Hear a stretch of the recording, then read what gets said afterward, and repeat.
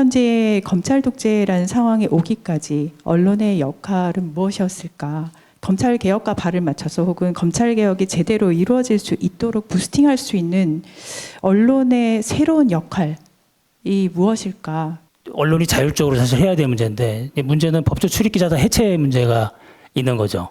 이게 지금 누차 문재인 정권에서도 그런 문제가 됐었고 그런 화두를 많이 던져왔는데 이 언론 내에서도 상당히 그 이른바 친검 기자라 불리는 그런 세력들이 존재해 있고 그리고 그로 인해서 발생하는 여러 가지 그 뒤집기 힘든 그 언론 스스로 뒤집기 힘든 그런 상황이 있는 것 같아요. 저 개인적으로는 빨리 저 법조 출입기자단을 해체를 해서 뭔가 좀 그런 지금 뭐 피의사실 공표에 해당하는 그 검찰 브리핑이라든가 이런 것들을 좀 빨리 없앨 수 있는 그런 걸 했으면 좋겠는데 이번에 그 디넷 관련해서 제가 한 에피소드를 말씀드리면 좀 창피한 얘기긴 한데 이 법조 출입기자단들이 그 검찰 브리핑에 놀아나요. 그러니까 설명을 하는데 디넷이 자기네들이 왜 합법인자를 주장하면서 판례를 거기 보도자료에 넣었는데 거기 뭐뭐 하더라도의 앞부분에 해당하는 그 부분만 딱 떼가지고 마치 그 재판부가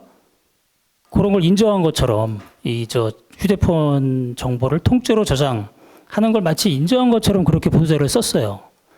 그러면 제대로 된 법조 기자라면 그거를 보고 거기서 바로 반박이 이루어지고 그리고 기사가 이제 이건 잘못됐다라고 이제 기사가 나와야 되는데 넘어가는 거죠. 이 사람들이 이게 법조 기자가 맞나 싶은 생각도 들고 사실. 그래서 이 문제는 좀 언론이 자율적으로 그 해결할 수 있는 단계가 지난 것 같아요. 미디어 오늘 이춘재 논설위원님께 질문을 조금 드리고 싶습니다. 언론 탄압 부분이나 아니면 디넷 이야기 이게 이 부분에 대해서도 잘 들었습니다. 공감되는 부분이 굉장히 많고요. 반면에 동시에 드는 의문은 현재 검찰 독재라는 상황에 오기까지 언론의 역할은 무엇이었을까? 그 궁금증이 들고 그냥 탓을 하자는 것이 아니라 검찰 개혁 혹은 검찰 개혁과 발을 맞춰서 혹은 검찰 개혁이 제대로 이루어질 수 있도록 부스팅할 수 있는 언론의 새로운 역할이 무엇일까? 그 질문을 드려봅니다. 예.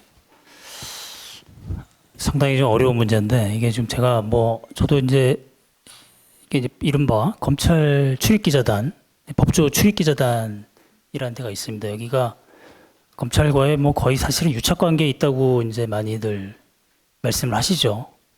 그리고 이제 또 여기 잘 아시다시피 언론 지형이 지금 뭐 한쪽으로 완전히 기울어져 있잖아요. 저희 뭐 한겨레나 경향이나 뭐 이런 그 출입기자단에 들어가 있는 언론사 중에서 이런 쪽보다는 뭐 조중동을 중심으로 한 이런 보수 진영이 워낙 세기 때문에 그 출입기자단과 어떤 큰 기류 속에서 검찰을 견제한다. 이거는 제가 해보니까 상당히 힘들어요, 특히. 이제 이게 노무현, 이른바 진보 정권이라고 얘기할 수 있는 노무현 정권 때나 문재인 정권 때도 잘 안 될 정도로 그런 거죠. 그 기자단 밖에 있는 뭐 뉴스타파나 아까 그런 언론들이 상당히 역할을 많이 하고 있습니다만은 이른바 좀 표현이 그런데 주류 언론 사이에서 그런 검찰을 견제한다라는 그 자체가 출입 기자단 소속이 돼서 하는 게 상당히 힘들고 버겁고 그리고 더더군다나 이번에 그 언론을 지금 이렇게 저 대통령 명예훼손 수사하면서 이렇게 저희 한겨레까지 포함해서 지금 최근에 한동훈 때문에 저희도 이제 수사를 받고 있다고 하는데 이렇게 이제 검찰이 하는 상황에서는 아마 상당히 힘들 겁니다. 제가 현장에 지금 있지 않습니다만은 그래서 상당히 힘든 상황이죠. 제가 드리고 싶은 말씀은 뭐냐면 이게 국회에서 이거를 해야 될 문제인지는 저도 사실 좀 고민이 있어요. 언론이 자율적으로 사실 해야 될 문제인데 문제는 법조 출입기자단 해체 문제가 있는 거죠. 이게 지금 누차 문재인 정권에서도 그런 문제가 됐었고 그런 화두를 많이 던져왔는데 이 언론 내에서도 상당히 그 이른바 친검 기자라 불리는 그런 세력들이 존재해 있고 그리고 그로 인해서 발생하는 여러 가지 그 뒤집기 힘든 그 언론 스스로 뒤집기 힘든 그런 상황이 있는 것 같아요. 여기 뭐 우리 저 당선자분 중에서는 아마 그런 그런 폐해를 많이 느끼고 계실 텐데 이게 사실 저희 그 언론계에서는 이제 그게 지금 사실 화두가 되고 있고 그러면 이른바 진보 언론, 진보 진영의 언론이 뭘 할 수 있느냐 이런 것들 지금 많이 지금 얘기를 하고 있습니다만은 지금 윤석열 정권 내에서 그걸 어떻게 언론에서 자율적으로 좀 바꿔보겠다 이런 건 좀 상당히 좀 힘든 그런 상황인 것 같습니다.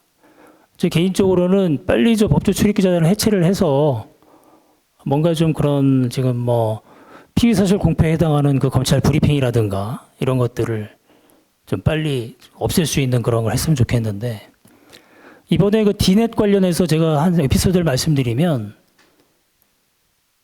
이게 참 좀 창피한 얘기긴 한데 이 법조 출입 기자단들이 그 검찰 브리핑에 놀아나요. 그러니까 설명을 하는데 디넷이 자기네들이 왜 합법인자를 주장하면서 판례를 거기 보도자료에 넣었는데 제가 여기 썼습니다만은 영어의 그 if절 아시죠? if절 만약 뭐뭐라면 뭐 이런 식으로 그러니까 거기 뭐뭐 하더라도의 앞부분에 해당하는 그 부분만 딱 떼가지고 마치 그 재판부가 그런 걸 인정한 것처럼 이 저 휴대폰 정보를 통째로 저장하는 걸 마치 인정한 것처럼 그렇게 보도자료를 썼어요.